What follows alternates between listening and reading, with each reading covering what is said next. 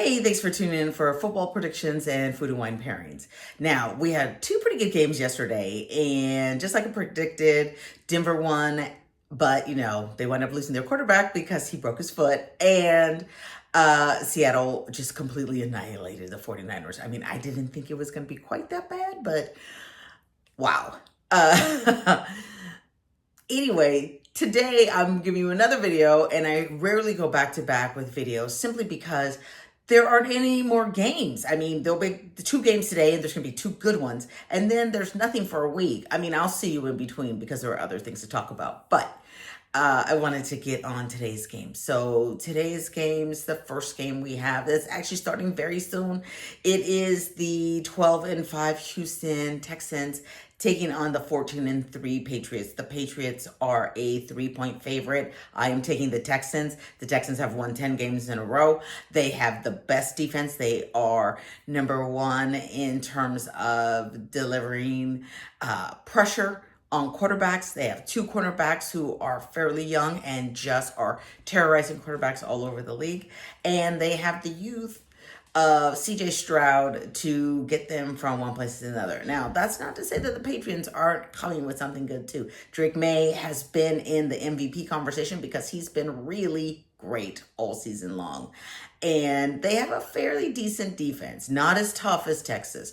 That's why I think Texas is going to win, because in this instance, I'm expecting it to be a fairly low scoring game. And when I say low, I'm talking about 20s, but defense heavy. So go ahead and take the Texans. Now, the afternoon game is actually the one that I'm more excited about. It's the LA Rams, and I don't remember their record, so I'm going to have to look at my paper. The LA Rams are 12-5, and they're taking on the 11-6 Chicago Bears. Now, I'm choosing the Bears, and the reason I'm choosing the Bears is, one, they're at home.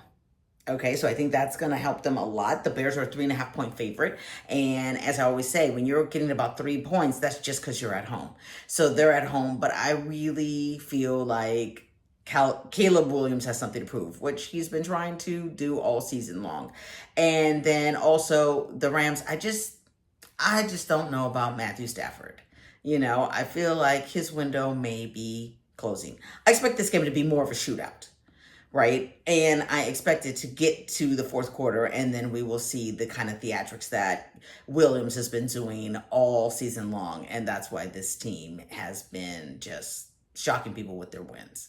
Now, after pouring a wine that I later found out was only $125 on a different website and $140 at the actual vineyard, I decided to go for something that was a little bit more cost effective. And today's winery is one that is also located in Northern California. It is located in Suisun Valley.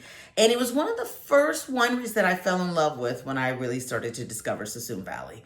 And that location is called GV Cellars. And they're very small. And the winemaker there, when I first started having their wines, was also the winemaker at another winery. So this was a little side project that he was doing. And since then, he has turned it into his primary project. And the wine that we're going to be having today, GV Cellars 2012 Super Rosso. Now, this Super Rosso, I looked online, it's about $27. So it's totally affordable as opposed to what we had the day before.